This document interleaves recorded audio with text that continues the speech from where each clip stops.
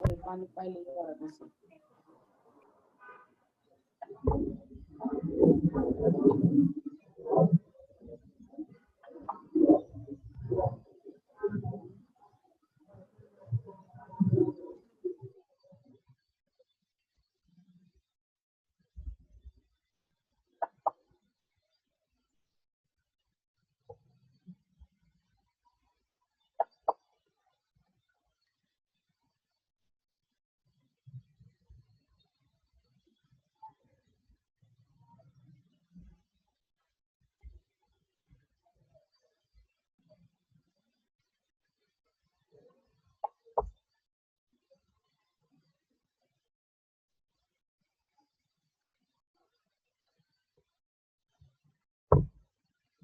অর্থনীতি বিভাগের ছাত্রীরা, দ্বিতীয় বর্ষের ছাত্রীরা, তোমাদেরকে আমি এলেম আক্তার বানু তোমাদের ক্লাসে স্বাগতম জানাচ্ছি।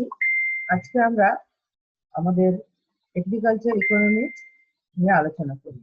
যে পেপারটাতে আমরা আজকে আলোচনা করছি সেটা হচ্ছে কৃষি ও গ্রামীণ অর্থনীতি, অর্থাৎ এগ্রিকালচার অ্যান্ড রুরাল ইকোনমিক্স। হ্যাঁ, এই দুটো নিয়ে আমরা আজকে আমাদের এই পেপারটাতে আমরা দুটো বিষয় পড়ি। একটা হচ্ছে কৃষির ব্যাপারটা আমরা এখানে জানি, একটা হচ্ছে গ্রামীণ অর্থনীতি নিয়ে আমরা আলোচনা করি। তা আমাদের এই অর্থনীতির আলোচনা আমি আজকে তোমাদের সঙ্গে শুরু করছি। আমরা অধ্যায় 8 আছি। এখন অধ্যায় 8 থেকে পড়া শুরু করছি। আজকে যে বিষয়টা পড়াবো সেটা হচ্ছে এগ্রিকালচারাল মার্কেটিং, কৃষি বাজারজাতকরণ। বাজার বলতে তোমরা তো সাধারণভাবে বুঝে থাকো যে যেখানে দ্রব্য সামগ্রী কেনাকাটা হয়, কিন্তু আমরা অর্থনীতিতে কিন্তু বাজারটা এভাবে বুঝি না। আমরা মনে করি যে বাজার হচ্ছে একটা নির্দিষ্ট পণ্য যেটাকে ক্রেতা এবং বিক্রেতার মধ্যে দর কষাকষির মাধ্যমে যে দ্রব্যটা একটা মূল্য নির্ধারণ হবে এবং নির্ধারিত মূল্যে ক্রেতাও বিক্রি করতে প্রস্তুত থাকবে এবং কিনতে প্রস্তুত থাকবে এবং বিক্রেতাও বিক্রি করতে প্রস্তুত থাকবে। এই অবস্থাটাকে আমরা মূলত বাজার বলে মনে করে থাকি। এখানে আমি কৃষির বাজারজাতকরণ নিয়ে আজকে কথা বলছি। কৃষির বাজারজাতকরণ যে বিষয়টা, সেটা হচ্ছে একটা বিশাল বিষয়। কারণ কৃষি পণ্য শুধু করলে হয় না, এটাকে বেচা বিক্রির ব্যবস্থা করতে হয়। অর্থাৎ বাজারজাতকরণের জন্য যে বিষয়টা, সেটাকে বলছি আমরা কৃষির বাজারজাতকরণ প্রক্রিয়া বা বাজারজাতকরণ। অর্থাৎ ক্রয় বিক্রয় সম্পর্কিত, সামগ্রিক কৃষিতে ক্রয় বিক্রয় সম্পর্কিত যে কার্যক্রম পরিচালিত হয় সেটাকে বলা হচ্ছে কৃষি বাজারজাতকরণ। এখানে অনেক অর্থনীতিবিদ অনেক কথা বলেছেন। যেমন অর্থনীতিবিদ CR এলকোহুজ বলেছেন যে বাজারজাতকরণ হলো এমন একটা ব্যবসায়িক কার্যক্রম যার মাধ্যমে দ্রব্য এবং সেবা, কৃষিতে উৎপাদিত দ্রব্য এবং সেবা ভোক্তাদের নিকট কাঙ্ক্ষিত আকারে, দামে এবং সময়ে এবং স্থানে পৌঁছায়। দেখো, তিনি কত সুন্দর একটা কথা সংজ্ঞা দিয়েছেন যে কৃষির বাজারজাতকরণটা হচ্ছে, আমরা যার কথা বলছি তিনি হচ্ছে CR এলকোহুজ।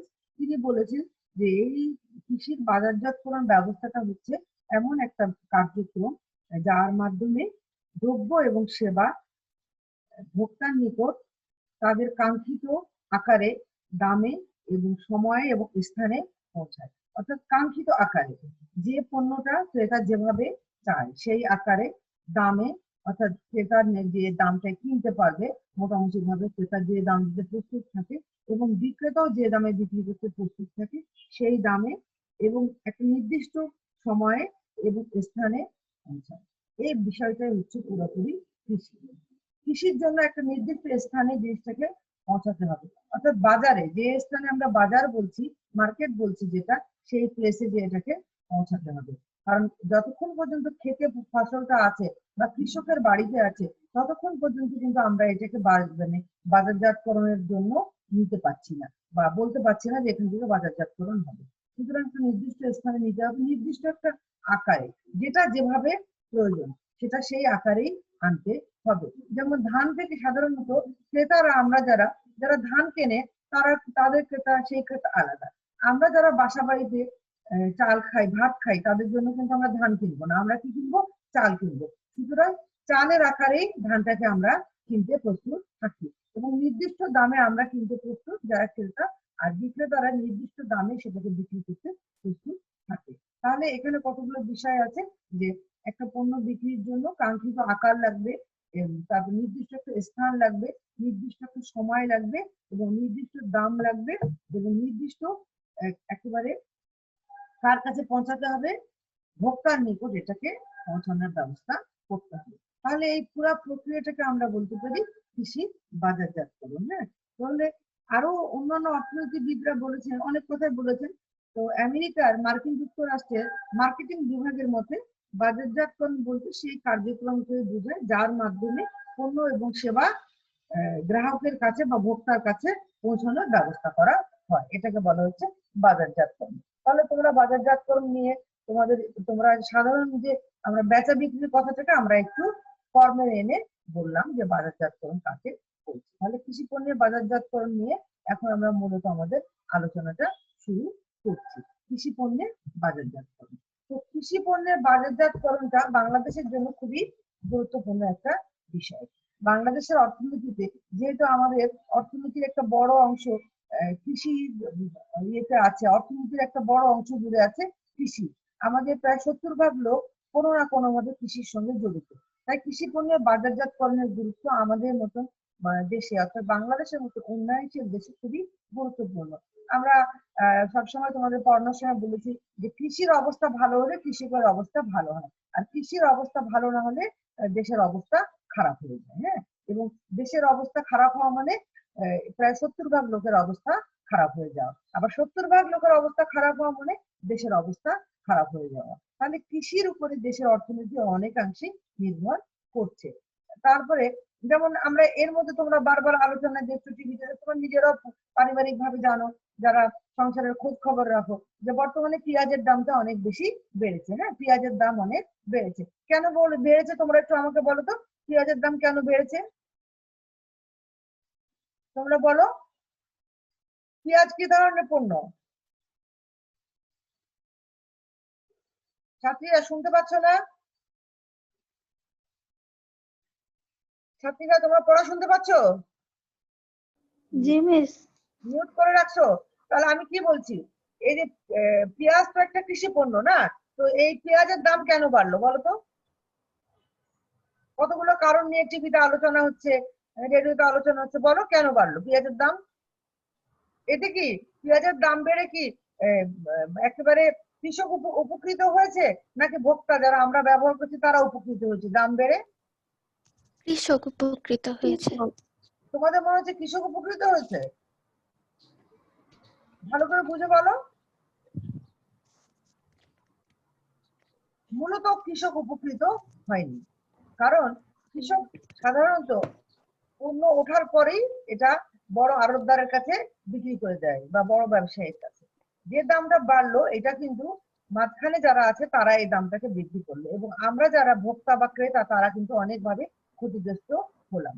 একটা নির্দিষ্ট দামের যে পেঁয়াজটা অর্থাৎ 40-45 টাকার দামের পেঁয়াজ আমরা বর্তমানে এর থেকে দ্বিগুণ দাম দিয়ে কিনে আনছি। তাহলে কিন্তু এখানে তোমরা কৃষির গুরুত্বটা অনুধাবন করতে পারো, যে একটা পণ্যের কারণে যদিও বা পেঁয়াজ একেবারে আমাদের না হলে যে চলবে না, আমরা বাঁচবো না তাও কিন্তু না, তাহলে যদি চালের দাম এরকম বাড়ে তাহলেও কিন্তু একটা গুরুত্বপূর্ণ একটা বিষয়। তাহলে তোমরা বুঝতে পারছো যে কৃষি পণ্যের বাজারজাতকরণের গুরুত্ব কতটা আমাদের কাছে। কারণ গুরুত্ব এই কারণেই যে বাংলাদেশে তো যেহেতু কৃষি পণ্য ওঠানামা হয়, আর আমাদের এই বর্তমান কালে যে পেঁয়াজের দামটা বেড়েছে এটার কতগুলো কারণ আছে। সেই কারণগুলোর মধ্যে একটা হচ্ছে যে বেশ অনেকটা সময় ধরে এবার বন্যা হয়েছে, বন্যার ফলে পেঁয়াজের গাছ মরে গেছে, বা কৃষক সময় মতো পেঁয়াজ রোপণ করতে পারেনি, বা পেঁয়াজ আগে যখন ঘরে ছিল সেখানেও গুদামে পানি ঢুকেছে, বা কৃষকের ঘরে যেটা ছিল সেটাও বন্যার কারণে ভেসে গেছে বা নষ্ট হয়েছে, এই একটা কারণ।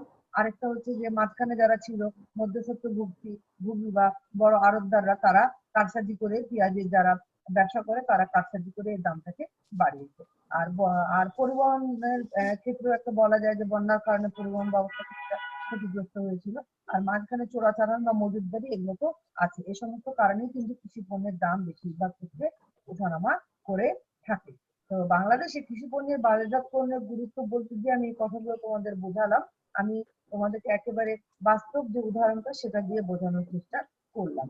গুরুত্বর ক্ষেত্রে আমরা বলতে পারি যে কৃষির উন্নয়নটা জন্য কৃষি পণ্যের বাজারজাতকরণ খুব গুরুত্বপূর্ণ, কারণ কৃষকের অবস্থা তখনই ভালো হবে, তখনই কৃষির উন্নয়ন হবে, দেশের উন্নতি হবে, যখন কৃষক সঠিক সময়ে সঠিকভাবে পণ্য বাজারজাত করতে পারবে এবং সে ভালো মূল্য পাবে এবং ভোক্তাও ন্যায্য মূল্যে সেই পণ্যটা কিনতে আগ্রহী হবে। তো এর ফলে দেখা যাবে যে কৃষির উন্নয়ন হবে। অর্থাৎ বাজারজাতকরণের ক্ষেত্রে কৃষির উন্নয়ন খুবই গুরুত্বপূর্ণ একটা বিষয়। অর্থাৎ বাজারজাতকরণ যদি ভালো হয় তাহলে কৃষির উন্নয়ন হবে। বাজারজাতকরণের সাথে যেহেতু কৃষির উন্নয়ন জড়িত, তাই এখানে কর্মসংস্থানের সুযোগ সৃষ্টি হয়ে থাকে। কৃষির অবস্থা যত ভালো হবে তত কৃষকের অবস্থা ভালো হবে। কৃষক উন্নত মানের সার ব্যবহার করবে, নতুন নতুন সার তৈরির কারখানা গড়ে উঠবে, সেখানে মানুষের কর্মসংস্থান হবে। কীটনাশকের কারখানা গড়ে উঠবে, সেখানে মানুষের কর্মসংস্থান হবে। আবার এই সার এবং কীটনাশক বিক্রি করা বা ওষুধপত্র আরো অন্য যা কিছু কৃষির জন্য প্রয়োজন তা বিক্রি করার ক্ষেত্রে একদল লোকের সঙ্গে জড়িত হবে বেশি বেশি করে, সেখানে নতুন নতুন কর্মসংস্থানের সুযোগ সৃষ্টি হবে এবং কৃষকের অবস্থা যত ভালো হবে সে নতুন নতুন ফসল উৎপাদন করতে চাইবে এবং তার নতুন জমি কিনতে চাইবে, তার যে চাষের পরিবেশ সেটা সে বাড়াতে চাইবে। এখানেও কিছু লোক লাগবে, এখানেও কিছু লোকের কর্মসংস্থানের সুযোগ সৃষ্টি হবে। আমাদের এই বছর ধানের ফলন যদি খুব ভালো হয়, তোমরা খেয়াল করো ধানের ফলন এই সময় আমন মৌসুমে ধানের ফলনটা, ধান কাটা শুরু হয়ে গেছে, যদি ধানের ফলন খুবই ভালো হয় তাহলে কিন্তু অনেক লোকের কর্মসংস্থান হবে। তাহলে যারা বেকার ঘরে বসে আছে গ্রাম অঞ্চলে, যারা কোনো কাজ পাচ্ছে না, তাদের ক্ষেত্রে কিন্তু আমরা দেখবো যে অনেক লোকের কর্মসংস্থানের সুযোগ সৃষ্টি হবে। তাহলে এবং কর্মসংস্থানের ধান কেটে এটাকে ঝাড়াই মাড়াই করা, বিক্রির জন্য বাজারে আনা এবং কৃষি পণ্যের বাজারজাতকরণের ক্ষেত্রে যদি ধান ভালো হয় তাহলে কিন্তু বাজারটা প্রসারিত হবে এবং কৃষকের অবস্থা ভালো হবে এবং দেশের সাধারণ অবস্থা ভালো হবে। কর্মসংস্থানের সুযোগ সৃষ্টি হবে, মুনাফা অর্জনের সুযোগ সৃষ্টি হবে, অধিক মুনাফা অর্জন, কৃষক অধিক মুনাফা অর্জন করতে পারবে যদি কৃষি পণ্যের বাজারজাতকরণটা সঠিকভাবে করা যায়।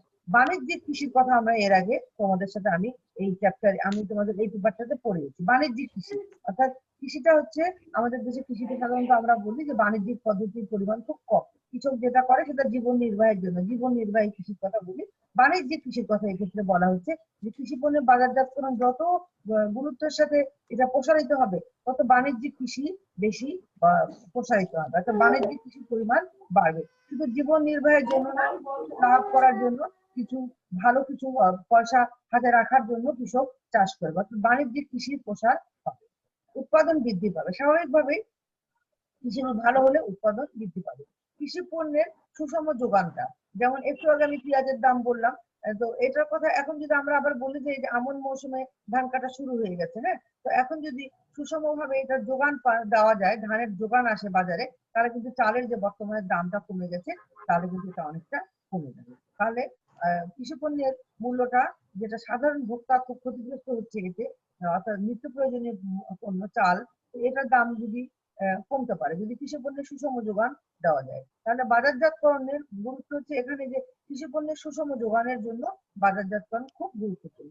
ঝুঁকি হ্রাস করার জন্য, কারণ লাভ হতেও পারে নাও হতে পারে, তো বাজারজাতকরণটা যদি খুবই প্রসারিত হয়, খুব উন্নত মানের হয়, তাহলে কিন্তু ঝুঁকিটা অনেকটা কমে যাবে এবং কৃষক অনেক সময় যে ফসলগুলো উৎপাদন করে না, যদি বাজারজাতকরণ ব্যবস্থা ভালো হয় সেগুলো উৎপাদনের ক্ষেত্রেও কৃষক ঝুঁকে যাবে যে এই ফসলগুলো উৎপাদন করে আমি অন্য বড় ফসলের ঝুঁকি কমিয়ে ফেলতে পারি। আধুনিক পদ্ধতিতে চাষাবাদটা খুবই অগ্রগতি লাভ করবে, কারণ আধুনিক বাজারজাতকরণ যখন হবে তখন দেখা যাবে যে কৃষক খুব দ্রুত পণ্য বাজারে আনতে পারবে এবং খুব দ্রুত কৃষক পণ্য বাজার থেকে বিক্রি করে ফেলতে পারবে, তাকে পণ্য নিয়ে বসে থাকতে হবে না, তার উৎপাদিত ফসল নিয়ে বসে থাকতে হবে না এবং সে দ্রুত সেইটা লাভের টাকা দিয়ে, দেখা যাবে তার যদি মুনাফা হয়, যদি বাজারজাতকরণটা ভালো হয়, তাহলে সে দ্রুত আধুনিকরণের দিকে ঝুঁকবে। তার আধুনিক পদ্ধতিতে চাষাবাদের জন্য সে গরু কিনতে পারবে, হালের লাঙ্গল কিনবে, আধুনিক দু একটা যন্ত্রপাতি কিনতে পারে, যেমন গভীর নলকূপ, অগভীর নলকূপ কিনতে পারে, সাথে পাওয়ার টিলার কিনতে পারে, হারভেস্টার কিনতে পারে যেটা দিয়ে চাষ করতে পারে, সাথে ঝাড়াই মাড়াইয়ের যন্ত্র কিনতে পারলে, অর্থাৎ আধুনিক পদ্ধতিতে চাষাবাদের জন্য কৃষি পণ্যের বাজারজাতকরণটা খুব গুরুত্বপূর্ণ। আয়ের সুষম বন্টন, ধনী দরিদ্রের মধ্যে ব্যবধান কমাতে হলে আয়ের সুষম বন্টন হতে হবে, অর্থাৎ কৃষকের অবস্থা ভালো হতে হবে। এক্ষেত্রে যদি বাজারজাতকরণ ভালো হয় তাহলে অবশ্যই কৃষকের অবস্থা ভালো হবে। বিশেষ করে বাজারজাতকরণ যদি খুবই ভালো হয় তাহলে ছোট কৃষক যারা আছে, যারা মাঝারি কৃষক তাদের অবস্থা খুব ভালো হবে। যারা জীবন নির্বাহী পদ্ধতি, যারা জীবন নির্বাহের জন্য চাষাবাদ করে তারাও আধুনিক পদ্ধতি চাষাবাদ করবে এবং বাণিজ্যিক খামারের প্রতিষ্ঠা হবে। এতে করে আবার রপ্তানির পরিমাণ বৃদ্ধি পাবে। আমরা যদি বাণিজ্যিক পদ্ধতিতে ফসল চাষ করতে পারি, ফসল আবাদ করতে পারি, তাহলে কিন্তু বিপুল পরিমাণ ফসল আবাদ হবে এবং রপ্তানির পরিমাণ বাড়বে। এতে কৃষকের স্বার্থ লাভবান হবে, কৃষকের স্বার্থ রক্ষা হবে, কৃষক সব দিক থেকে লাভবান হতে পারে। যেমন একদিকে চাষের জন্য সে ন্যায্য মূল্যে সার পাবে, চাষের জন্য ন্যায্য মূল্যে যন্ত্রপাতি কিনতে পারবে। আবার দেখা যাবে যে কৃষকের যে প্রয়োজনীয় সেচ দেওয়ার জন্য পানির জন্য বিদ্যুৎ ন্যায্য মূল্যে কিনতে পারবে। যদি কৃষকের স্বার্থ রক্ষা হয় তাহলে কিন্তু দেশের অবশ্যই কৃষির অবস্থা ভালো হবে এবং দেশের অর্থনৈতিক অবস্থা ভালো হবে। এক্ষেত্রে সুষ্ঠু বাজারজাতকরণটা খুবই গুরুত্ববহ করছে। ভূমি ব্যবস্থা নিশ্চিতকরণের জন্য বাজারজাতকরণ অবশ্যই গুরুত্ব। জাতীয় আয়ের অবদান, অর্থাৎ জাতীয় আয় কৃষির যে অবদান, সেই অবদানটার জন্য আমরা বলি যে যত বাজারজাতকরণ সুষ্ঠু হবে তত জাতীয় আয়ের পরিমাণ বাড়বে এবং এতে করে কৃষক লাভবান হবে। কৃষক তার খাজনা এবং প্রয়োজনীয় অন্য ভূমির জন্য যা কিছু তা দিতে প্রস্তুত থাকবে। এতে করে জাতীয় আয়ের পরিমাণ বাড়বে এবং দেখা যাবে যে কৃষি পণ্যের বাজারজাতকরণ, তারপর কৃষি পণ্যের বাজার ব্যবস্থা, এই সমস্ত ক্ষেত্রে অনেক লোকের কর্মসংস্থান হবে এবং লোকের আয় যত বাড়বে তত মাথা পিছু আয় বাড়বে। মাথা পিছু আয় বাড়লে জাতীয় আয়ে এটা একটা গুরুত্বপূর্ণ অবদান রাখবে। মাথা পিছু আয় বাড়া মানে জাতীয় আয় বৃদ্ধি পাওয়া, তাই জাতীয় আয় একটা গুরুত্বপূর্ণ অবদান রাখবে। আর যদি বাজারজাতকরণটা সুষ্ঠু হয় তাহলে এটা শিল্প উন্নয়নের জন্য সহায়ক হবে। যেমন আমরা আমাদের যে কৃষি পণ্যগুলো আছে, আমরা যদি একটা উদাহরণ বলি, যেমন আমের কথা যদি বলি, যে আম যদি খুব সহজে বাজারজাতকরণ করা যায় এবং কৃষক যদি ন্যায্য মূল্য পায় এবং যারা বড় বড় ক্রেতা আছে যারা আম দিয়ে বিভিন্ন পণ্য প্রস্তুত করে তারা যদি সহজে আমটা কিনতে পারে কৃষকের কাছ থেকে, তারা কিন্তু দ্রুত শিল্প প্রতিষ্ঠানে এনে আমটার মাধ্যমে বিভিন্ন শিল্পজাত পণ্য তৈরি করতে পারে। এতে করে ন্যায্য মূল্যে ভোক্তাও পেতে পারে আর কৃষকও লাভবান হবে। তার পণ্য নিয়ে তাকে বেশি চিন্তা করতে হবে না, সে দ্রুত বড় ব্যবসায়ীদের কাছে বিক্রি করে ফেলতে পারে এবং এই পণ্যগুলোকে কাজে লাগিয়ে বিভিন্ন বড় বড় শিল্প প্রতিষ্ঠান শিল্পজাত পণ্য তৈরি করতে পারে। এবং সার্বিকভাবে এই ব্যবস্থাগুলো যদি ভালো হয়, অর্থাৎ বাজারজাতকরণ যদি খুবই ভালোভাবে উন্নত মানের বাজারজাতকরণ পদ্ধতি অবলম্বন করে বাজারজাত করানো হয় কৃষি পণ্যের, তাহলে অর্থনৈতিক উন্নয়ন অবশ্যই। এই হচ্ছে আমি তোমাদের এতদিন থেকে যে বিষয়টা বললাম। এখন যেটা আমি বলবো সেটা হচ্ছে বাজারজাতকরণের কৌশল নিয়ে কথা বলবো।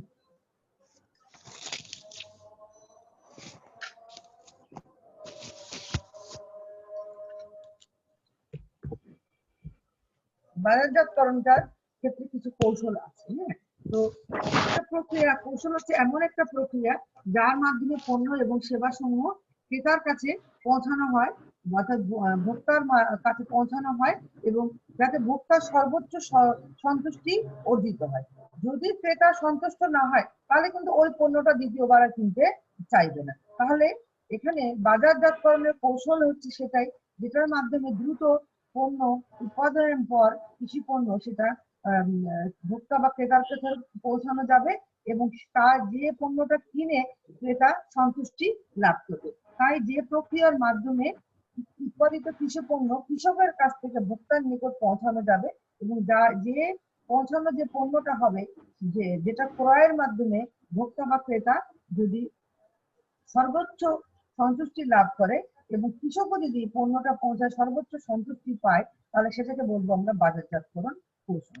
বাজারজাতকরণ কৌশল, তাহলে এই বাজারজাতকরণ কৌশলটা আমরা বুঝলাম যে যেটার মাধ্যমে দ্রুত উৎপাদিত পণ্য কৃষকের কাছ থেকে ক্রেতা বা ভোক্তার নিকট পৌঁছানো হবে এবং এমন একটা পদ্ধতি অবলম্বন করতে হবে যে পদ্ধতির মাধ্যমে কৃষকও পণ্য পাঠিয়ে সন্তুষ্ট হবে এবং ভোক্তাও পণ্য পাঠিয়ে সন্তুষ্ট হবে। সেক্ষেত্রে আমরা কিছু আরো কিছু কথা কৌশলের কথা বলতে পারি, যে কৌশলগুলো অবলম্বন করলে বা যে কৌশলের কিছু বৈশিষ্ট্য কথা আমরা বলতে পারি।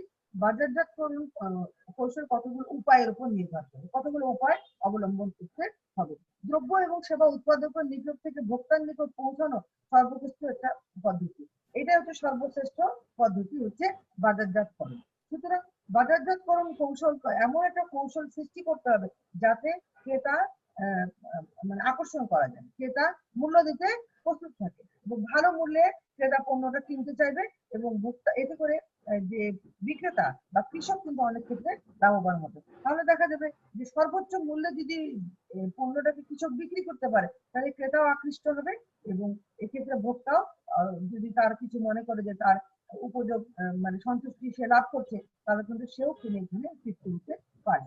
এখানে এই জন্য কি করতে হবে, বাজারজাতকরণের জন্য উপযুক্ত পরিকল্পনা নিতে হবে, বাস্তবায়ন করতে হবে এবং নিয়ন্ত্রণ কার্যবাহী পরিচালিত হতে হবে।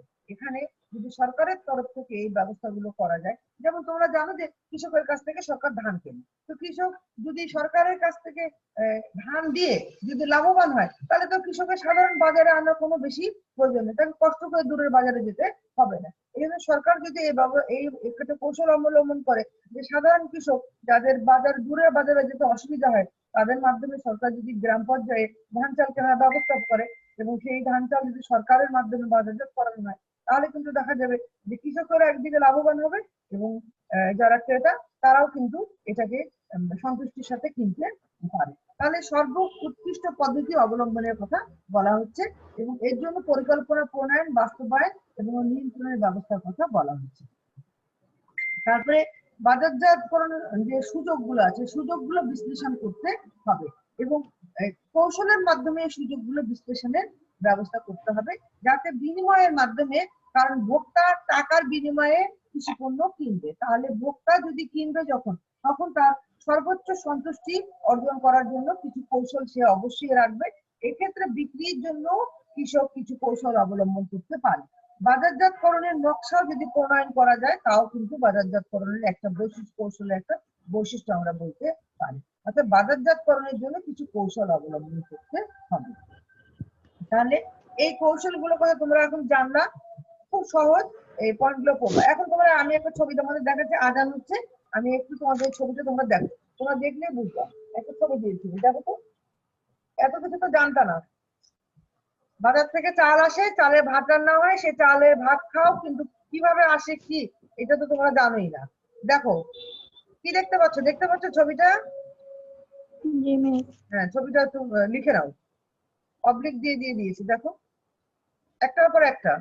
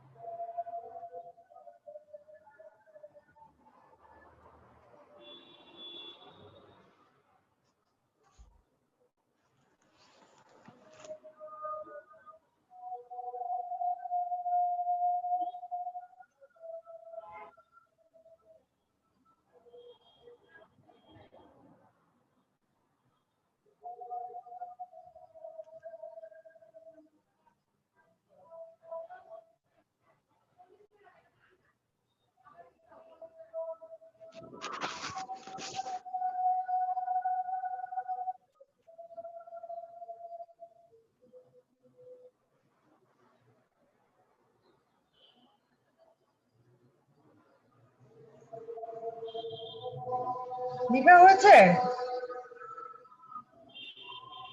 ছাত্রীরা লিখেছো এটা?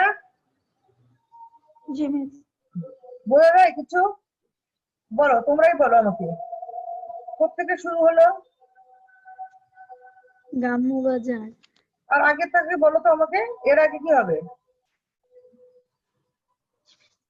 এর আগে কি বলো? গ্রাম্য বাজারের আগে তুমি, আমি বলি তোমাদের, তোমরা বলো বাজারের আগে কি? সবচেয়ে আগে কি? ফসল উৎপাদন, তারপরে কি? ঝাড়ি মারি করা, তারপরে এর প্রক্রিয়াজাতকরণ করা বা এর শ্রেণী বিভাগ করা, একে প্রয়োজনীয় ভাবে আলাদা আলাদা করে প্রয়োজন অনুযায়ী বাজারে আনা। তাহলে সেখান থেকে আমরা কিন্তু বাজার কাঠামোতে যাচ্ছি। দেখো গ্রাম্য বাজার বা প্রাথমিক বাজার, গ্রাম্য বাজারকে আমরা কি বলতে পারি? প্রাথমিক বাজার, এখানে শুরু হলো। এরপরে কি? অঞ্চল ভিত্তিক হাট বাজার বা মাধ্যমিক বাজার এখানে আসলো। একেবারে ছোট প্রাথমিক বাজার হচ্ছে ছোট, এরপরে মাধ্যমিক বাজার। এরপরে কি আসলো? শহরের পাইকারি বাজার। আমরা যে মাছ খাই, তো মাছটা শহরের পাইকারি বাজারে কিভাবে আসে? ওই যে সোয়ারি ঘাটের মাধ্যমে বিভিন্ন তোমরা উত্তরাঞ্চলে যারা তোমরা আব্দুল্লাহপুরে একটা আড়ত দেখো না? আব্দুল্লাহপুরে একটা আড়ত দেখেছো কখনো, মাছের আড়ত? আরো বিভিন্ন জায়গায় আড়ত আছে, আমি দেখি নাই। দেখো না? একটু চোখ কান বন্ধ করে চললে তো চলবে না। তোমরা তো মোবাইল টিপতে মোবাইলে কথা বলতে বলতেই কলেজে আসো, এই জন্য কিছু দেখো না। তোমাদের দেখা উচিত, এটা প্লিজ তোমাদের ওদিকে তো পড়ার। যাই না, একজনও দেখি নাই। তুমি কোন দিকে বাসা বলো?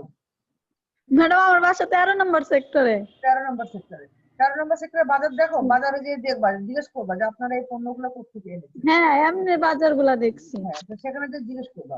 তাহলে শহরের পাইকারি বাজার একটা, হ্যাঁ, তারপরে সেখান বা আড়তদার, আড়ত, হ্যাঁ, যেমন আমাদের সম্ভবত ঢাকায় বাদামতলিতে হচ্ছে ফলের আড়ত। ওই বাদামতলি থেকে সমস্ত ফলগুলো ওখানে আসে, ওখান থেকে শহরের খুচরা বাজারে আছে।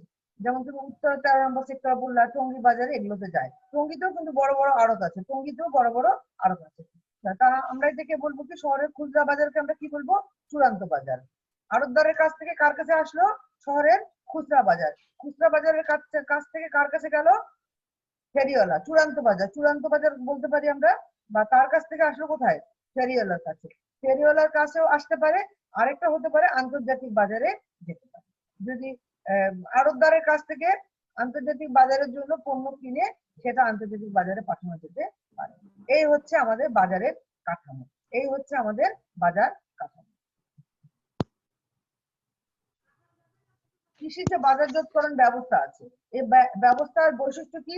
অসংখ্য উৎপাদনকারী, অসংখ্য উৎপাদনকারী এবং অসংখ্য কিন্তু এখানে ক্রেতাও আছে।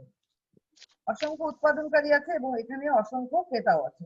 পণ্যের শ্রেণী বিভাগ, পণ্যের শ্রেণী বিভাগ করতে হয়, গ্রেডিং করতে হয়, 1 মানে গ্রেড এ, গ্রেড বি, এভাবে করতে হয়। হ্যাঁ, এগুলো করা হয়। তারপরে হচ্ছে এখানে বলা হচ্ছে যে ভোগের প্রকৃতি।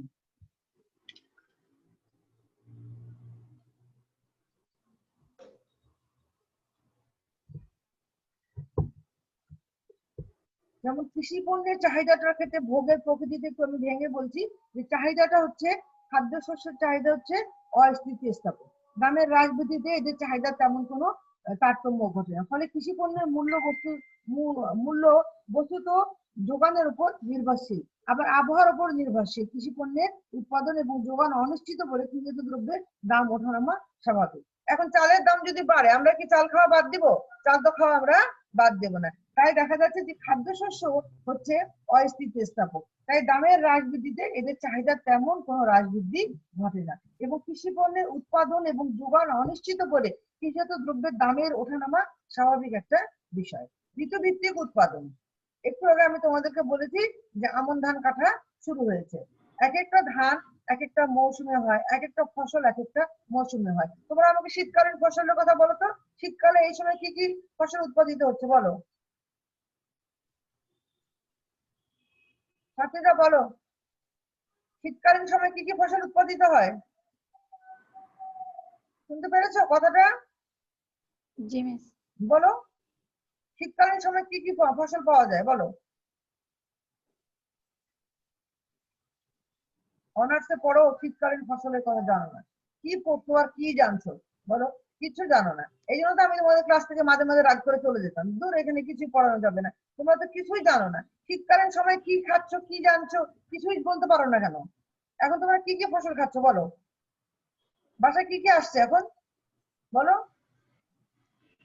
ম্যাম ফুলকপি। হ্যাঁ, এই তো বলো। হ্যাঁ, আর কি? নতুন ধান আসবে, নতুন ধানের কি খাই আমরা? ভাতও খাই, আর কি খাই? পিঠা খাই, পিঠা। পিঠা পাই। তাহলে এই যে এগুলো বলতে পারো না কেন? ঋতুভিত্তিক উৎপাদন মানে কি? এক একটা মৌসুমে এক একটা ফসল উৎপাদন হয়ে থাকে। সব মৌসুমে তো সব ফসল উৎপাদন হবে না। এখন আমি যদি গরমের দিনে অন্য কিছু উৎপাদন করতে যাই, সেই উৎপাদনটা আজকাল করা হচ্ছে বৈজ্ঞানিক পদ্ধতির মাধ্যমে, কিন্তু সেই স্বাদটা বা সেই আমরা যে ভালো একটা বিষয় থাকে সেটা আমরা এখানে লক্ষ্য করছি না। সুতরাং ঋতুভিত্তিক উৎপাদন কৃষি পণ্যের বাজারজাতকরণের অন্যতম একটা বৈশিষ্ট্য। যেমন আম উৎপাদন হয় যে সময়, আমরা জানি যে মে মাস থেকে শুরু হয় আমের উৎপাদনটা, মে, হ্যাঁ, যদি বলি আমরা যে বৈশাখের জ্যৈষ্ঠ মাস থেকে যদি আমরা বলি বাংলায় জ্যৈষ্ঠ মাস থেকে, তো আমের উৎপাদন যেখানে হয় রাজশাহী অঞ্চলে, সেখানে কিন্তু আমের বাজার আছে এবং স্পেশালি শুধু আমের বাজার সেটা, সেখানে কিন্তু দেখা যায় অসংখ্য বিক্রেতা এবং ক্রেতা। এই সময় কিন্তু ওই বাজারগুলো খালি। এখন যখন ঋতুভিত্তিক সময় এসে যাবে তখন কিন্তু ওই বাজারগুলো ক্রেতা বিক্রেতার একেবারে মুখরিত হয়ে উঠবে। ওখানে অসংখ্য বিক্রেতা থাকবে এবং অসংখ্য ক্রেতাও থাকবে। যেখানে যে ফসলটা ঋতুভিত্তিক ভাবে উৎপাদিত হয় সেই অঞ্চলে অসংখ্য ক্রেতা এবং বিক্রেতার আনাগোনা আমরা লক্ষ্য করি। অর্থাৎ আমাদের বাজারজাতকরণের ভিতরে এটা একটা বিশেষ বৈশিষ্ট্য, ঋতুভিত্তিক উৎপাদন হয়। সরবরাহের ক্ষেত্রে অনিশ্চয়তা, যেমন আমি তোমাদের একটু আগে পেঁয়াজের কথা বলেছি যে সরবরাহে অনিশ্চয়তা, কারণ কৃষি পণ্যের আবহাওয়া অনুকূল না থাকলে সরবরাহ উৎপাদন ভালো হয় না এবং সরবরাহ বা যোগানের ক্ষেত্রে অনিশ্চয়তা দেখা দেয়।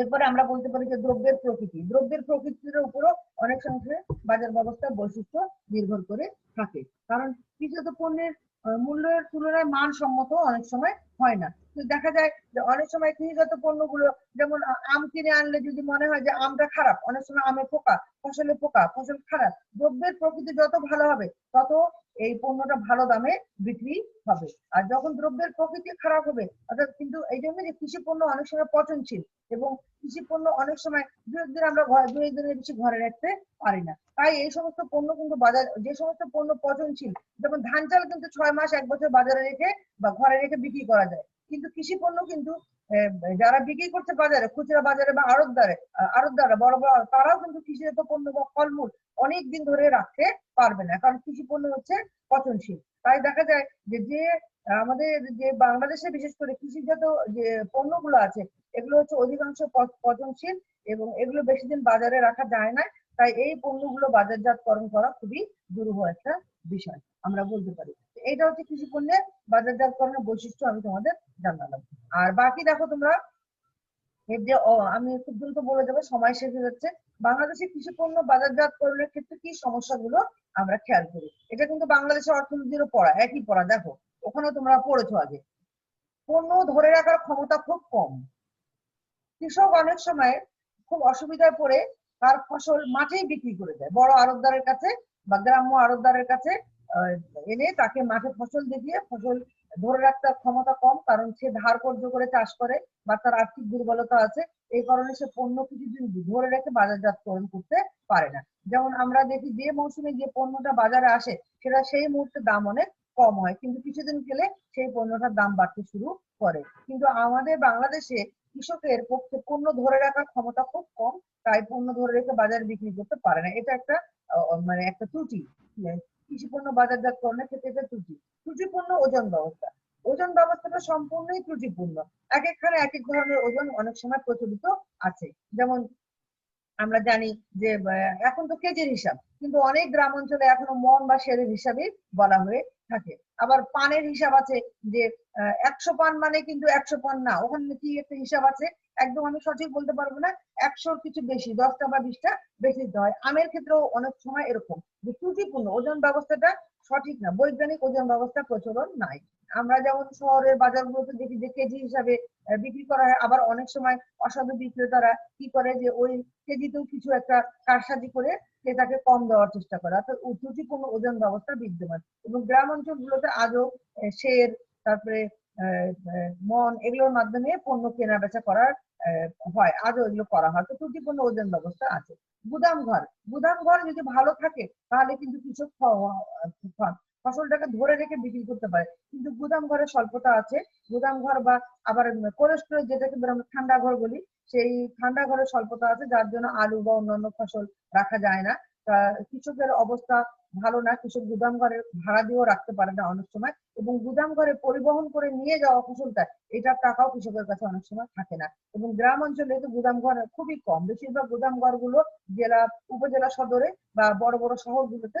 এই জন্য কৃষক অনেক সময় ফসল গুদাম ঘরে নিতে পারে না, গুদাম ঘরের স্বল্পতা আছে। গ্রাম অঞ্চলগুলোতে গুদাম ঘরের যথেষ্ট স্বল্পতা আছে। অনুন্নত পরিবহন এবং যোগাযোগ ব্যবস্থা আছে। মধ্যস্বত্ব কারবারের প্রভাব আছে, অর্থাৎ মাঝখানে দালাল বা ফড়িয়া আছে যাদের মাধ্যমে ফসল বিক্রির ব্যবস্থা করতে হয়। কৃষকের লাভের অংশ অনেক ক্ষেত্রে এই দালাল বা ফড়িয়ারাই বিক্রি করে তারাই নিয়ে যায়। তোমরা টিভিতে আজকাল গরুর হাটের ছবি দেখো, ওখানেও দালাল বা ফড়িয়ারা থাকে যারা ক্রেতার কাছে এক কথা বিক্রেতার কাছে আরেক কথা বলে, এবং মাঝখান থেকে ওই গরু লালন পালন যারা করে যে কৃষকরা তারা লাভের আসে শহরে আসে, কিন্তু মাঝখান থেকে তারা এদের খপ্পরে পড়ে লাভ করতে পারে না। অর্থাৎ মধ্যস্বত্ব কারবারিরা আছে, এদের যথেষ্ট প্রভাব আছে বাংলাদেশে কৃষি পণ্য বিক্রির ব্যাপারে, এদের যথেষ্ট প্রভাব আছে। পণ্য মূল্য হচ্ছে অনিয়ন্ত্রিত। কৃষি পণ্যের বাজারজাতকরণের একটা প্রধান ত্রুটি হচ্ছে পণ্য মূল্য অনিয়ন্ত্রিত।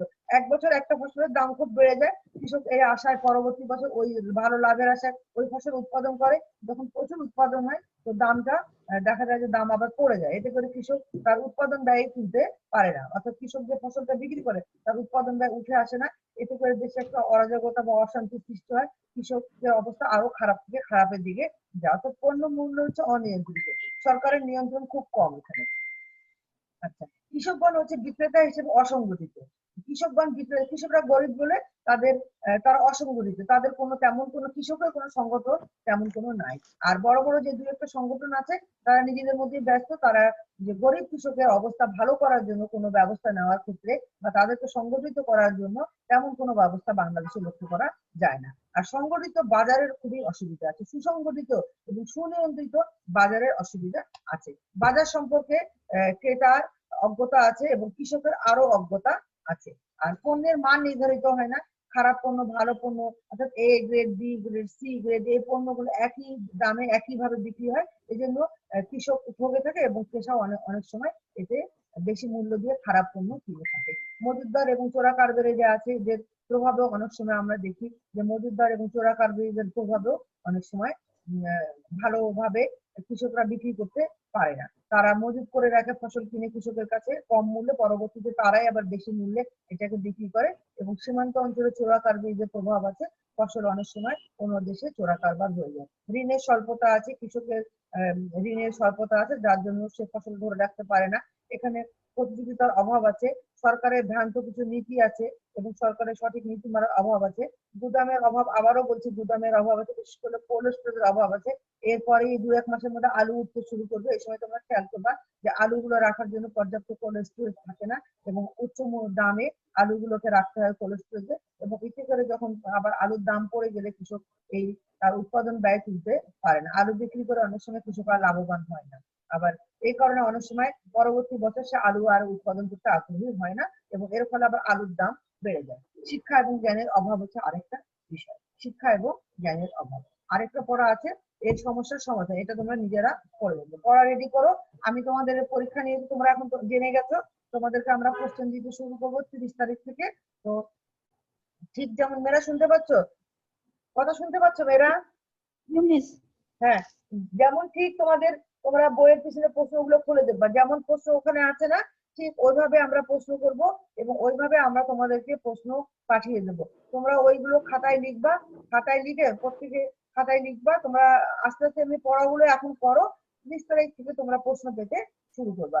পড়াগুলো তোমরা দেখে দেখে 2-1 বার করে পড়ে রাখো যাতে তোমাদের লিখতে পরবর্তীতে সুবিধা হবে। তোমাদের সাথে তোমাদের রোজি মিস কিভাবে লিখবে, কিভাবে খাতার উপরে লিখবে, এগুলো সব তোমাদের উনি ট্রেনিং দিয়ে দেবে, ঠিক আছে? তোমাদের অ্যাসাইনমেন্ট তোমরা কিভাবে জমা দিবে এবং একটা নির্দিষ্ট তারিখে আমরা তোমাদের সবগুলো খাতা নিয়ে আসতে বলবো। আমরা ওই দিন সব টিচাররা থাকবো, কিন্তু অন্য দিন আসলে তো আমরা ওখানে থাকবো না, আমরা খাতা জমা দেবো না। হ্যাঁ, এই জন্য তোমাদেরকে একদিনই সব মেয়েদেরকে আসতে হবে যারা পরীক্ষা দিবে এবং তোমাদেরকে মানি রিসিপ্ট দেখাতে হবে তোমাদের আমরা নোটিশে যেটা দিয়েছি। এ ব্যাপারে রোজি মিস তোমাদের সাথে কথা বলবে এবং খাতার উপরে কি দেখবে কি করবে সব আমরা তোমাদেরকে জানিয়ে দেবো। আপাতত তোমরা শুধু পড়ো, আজকে যে আমি বিষয়টা পড়ালাম এই চ্যাপ্টারটা খুলে এই পড়াটা রেডি করে ফেলো, সবাই রোল পাঠিয়ে দাও, ঠিক আছে? সবাই ভালো থেকো। হ্যাঁ, আমি পড়া শেষ করলাম। তবে খুব একটা বিষয় খুব দুঃখ পেলাম যে তোমরা বাংলাদেশের মেয়ে অথচ আমাদের কৃষি ভিত্তিক দেশ, আমরা এতদিন তোমাদের সাথে পড়াশোনা করছি, অনেক